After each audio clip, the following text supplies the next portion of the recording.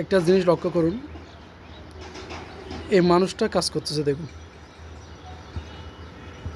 নিচ থেকে হিসাব করলে এটা প্রায় 8 তলা ছাদের উপর,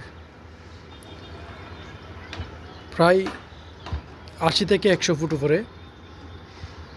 ঠিক এরকম হয়তো ছাদ ঢালাই দিবে। এই মানুষটা কাজ করতেছে অনেক রিক্সে, দেখুন অনেক রিক্স। মানুষটার কোনো সেফটি বেল্ট নাই, কিছু নাই, উনি ট্রাক মারতেছে কাটে, দেখুন খেয়াল করুন।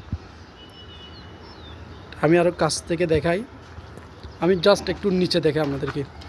এই দেখুন কত নিচে, প্রায় 8 তলা ভবনের উপর ছাদে কীভাবে কাজ করে দেখুন, রিক্সের উপর। আসলে আমার একটা কথা, সেফটি বেল্ট পরে কাজ করলে কী সমস্যা? তার একটা পরিবার আছে, আত্মীয় স্বজন আছে, তার পরিবারের চিন্তা করা উচিত।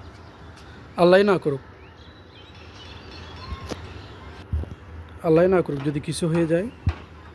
দেখুন তার নিচে একটা কিন্তু মানুষ আছে, বাঁশগুলা লড়াচ্ছে, তারও বেল নাই, যে উপরে কাজ করতেছে তারও বেল নাই, দেখুন হাঁটতেছে, কোনো সেফটি বেল নাই, কিছু নাই। এটা বাংলাদেশে সম্ভব, বাইরের দেশে কিন্তু এরকম না।